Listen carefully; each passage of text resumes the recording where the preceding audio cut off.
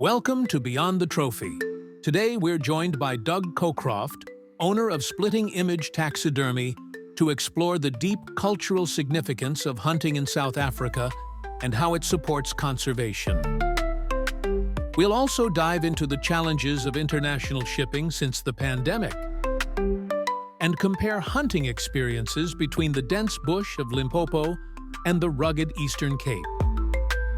Join us for expert insights and an unforgettable journey into the wild.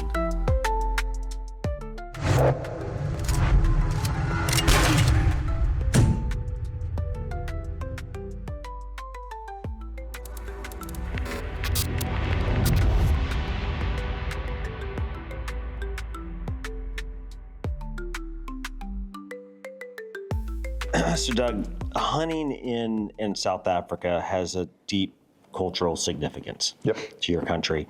Can you share some insight into how hunting is perceived and talk about the cultural significance surrounding hunting here?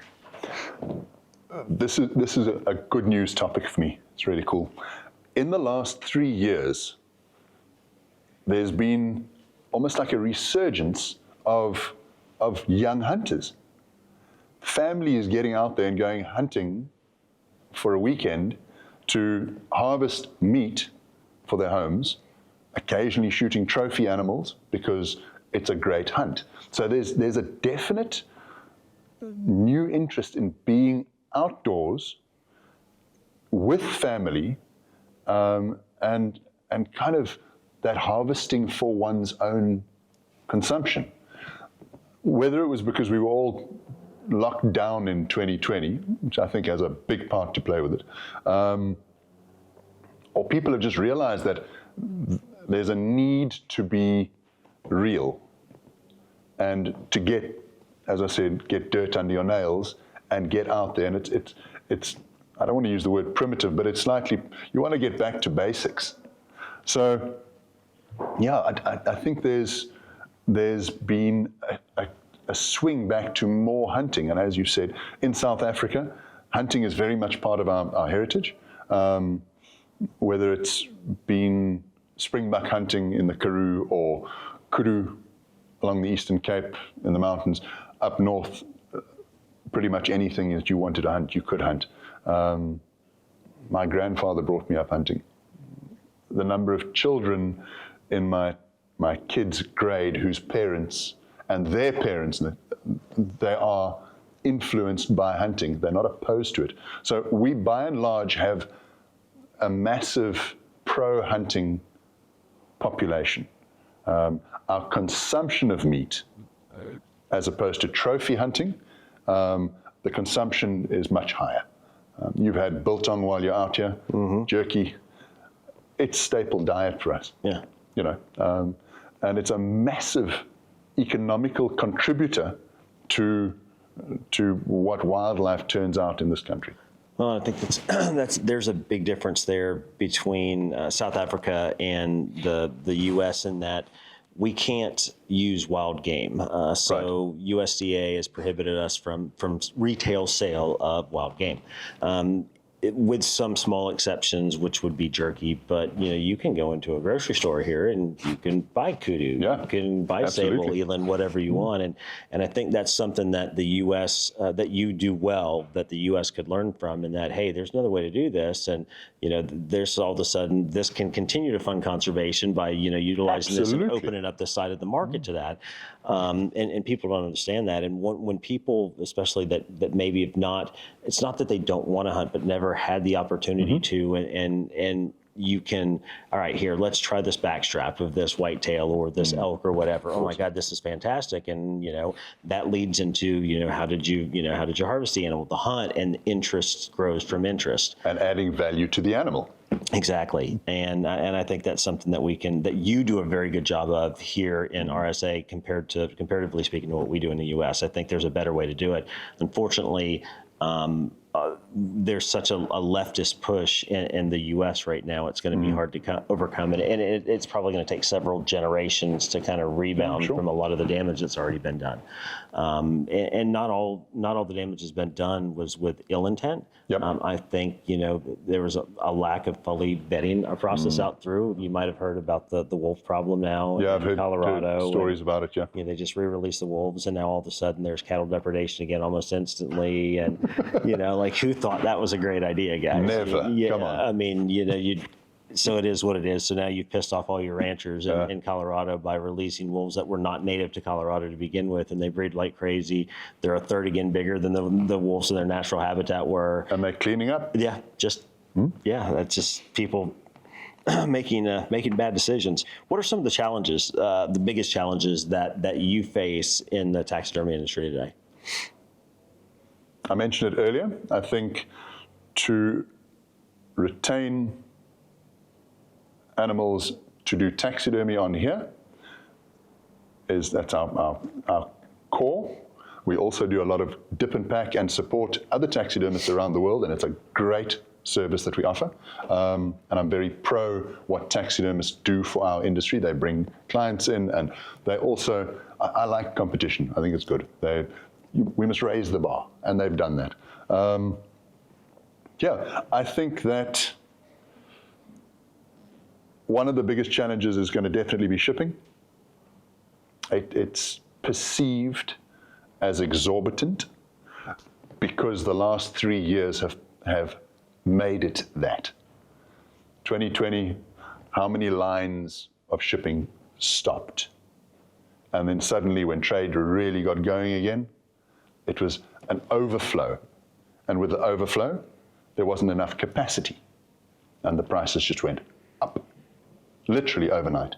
We had an increase at one stage, it was in November 2022, I think it was. We went from $7.50 per volumetric kilogram to $12 in 1 week. Wow. And the problem is, once it makes that jump, very hard to go backwards. Oh, it's tougher. It's tough. Especially, if these logistic companies and these shipping companies realize that people are still going to pay because supply and demand. Because they're down that rabbit hole. Mm-hmm. And we're going to have to shoot this rabbit before the day is done. Yeah. I'm going to just expand on that very briefly. Please. Although shipping is a challenge, and certainly has been a threat to the volume of taxidermy that South African taxidermists get to manage, there is correction in the market at the moment. We've seen the rates come down with air freight being in the range of $7 to $8.50 per volumetric kilogram. And ocean freight liners, you can still get containers shipped by ocean for $4.99 to $5.99 per volumetric kilogram. Ocean freight being slower, but cheaper. Air freight, quicker, but at a premium. So there has been correction. And it is good news that we are getting to that point. I think it's because the bigger companies have now got more capacity. The work is now spread out. Because I know from a taxidermy point of view, 2021, 2022, I've never seen anything like that. In 25 years, I've never seen an inflow of animals like we saw then. Because people were let out of their boxes, and where a hunter shot 4, now he shot 8. Where he used to hunt on his own, now he brought his family, and they hunted too. Yet you didn't have new taxidermists popping up everywhere because it's a hard industry. And to do quality taxidermy is an art form that you cannot just pull out of a lucky packet. Yeah. And it's funny that you said that because I'm guilty. So we couldn't, we only missed 1 year because of COVID, but we made up with it with several safaris. Just so we started in Limpopo, then went to the Cape, then went north from there, and I brought additional people that had never been before, and so I'm part of the problem, I guess you could say, in that for me, I'm one of the few folks that that gets to come every year. Yeah. And I've been super blessed over the past decade, and that I've been able to do that, and hopefully I can continue to be able to do that.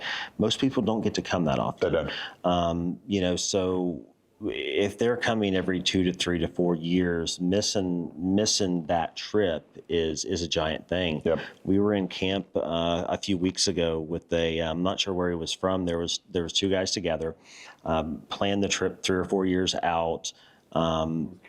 North Carolina.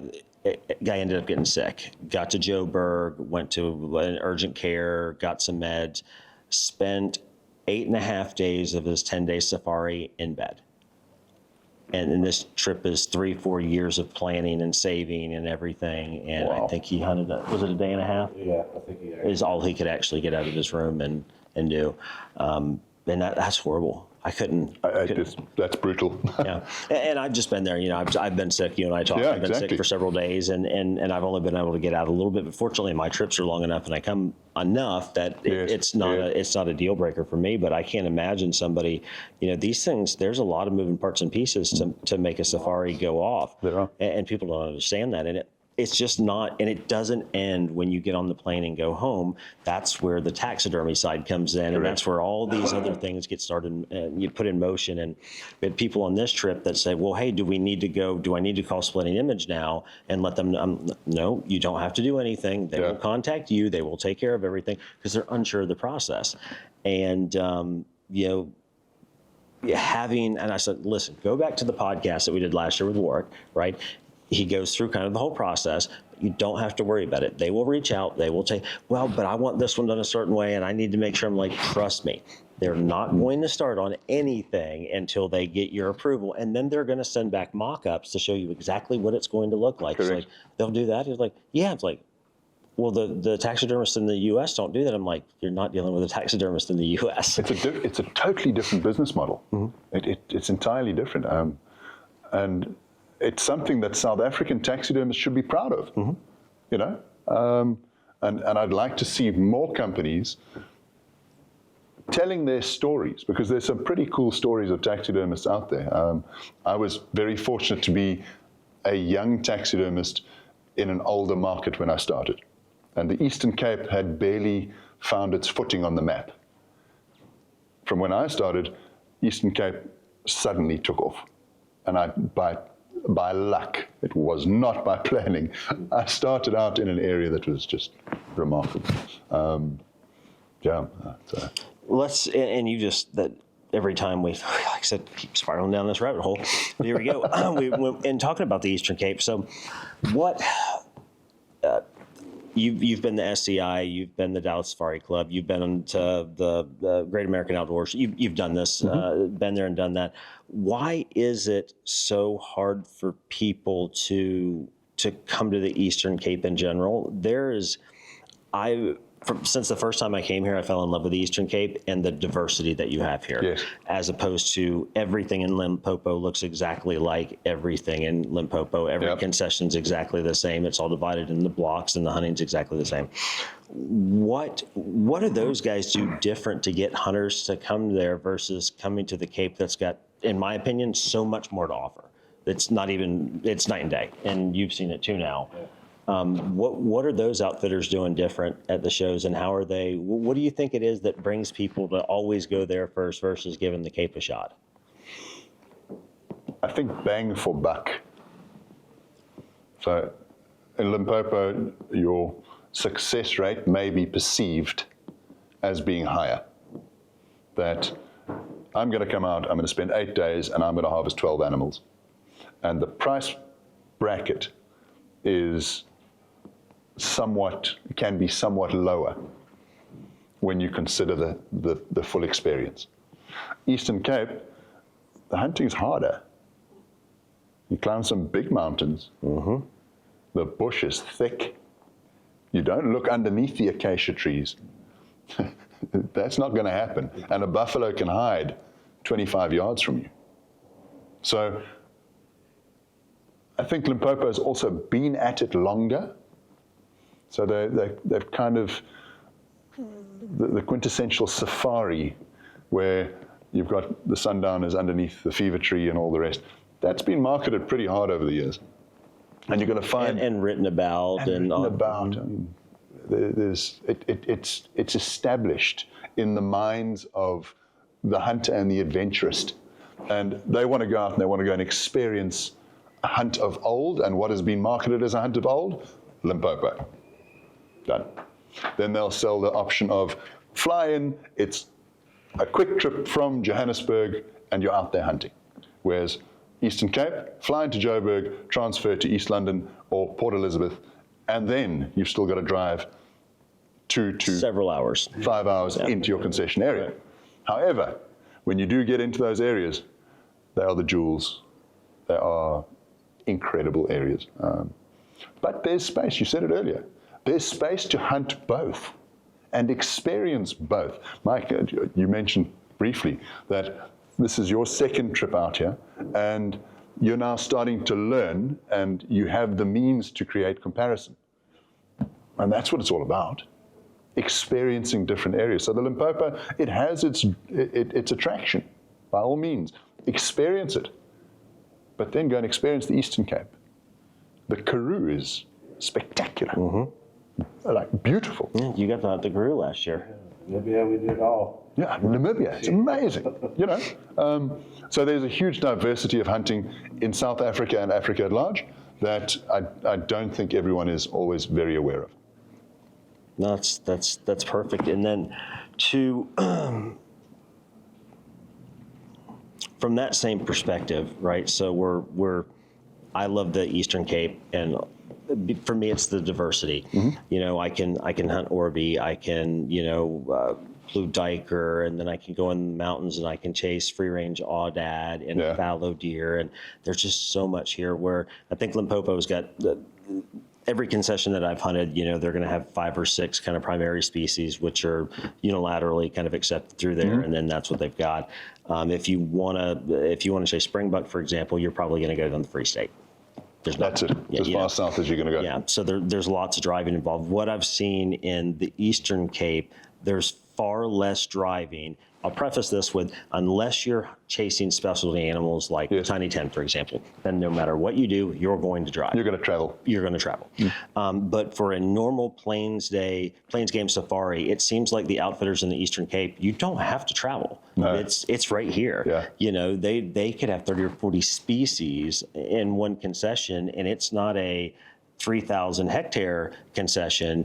It could be 10, 15, 20, 30,000 hectares that you're hunting on. Correct. You don't see a high fence after you drive in. You don't. And so there's this conception, out there, this is high fence hunting, and it's just like Limpopo, and we're just going to drive around. That's not what the Cape is. The Eastern Cape is miles from that. When you farming talk, you farm the land, not the animal. Eastern Cape has a tremendous diversity of biospheres. So the potential food source can feed so many more species, as opposed to going up into Limpopo, which you made mention of it. Limpopo has a very specific biome. We have multiple biomes: valley bushveld, riverine thicket, savanna grasslands, and. We've just got so much food. And the animals can, during drought periods, move from one food source to another. And we can sustain the population and have a relatively high carrying capacity per hectare. So not only are the ranches big, and you don't see the fences, we have a high carrying capacity within. Unless you're heading into, as I said, the Karoo, and then it's sparse, massive open areas with a number of springbuck on the horizon, where you get that shimmer of sunlight, and you're not quite sure if it's a springbuck or not. Those areas carry less, but there you walk big. So, yeah.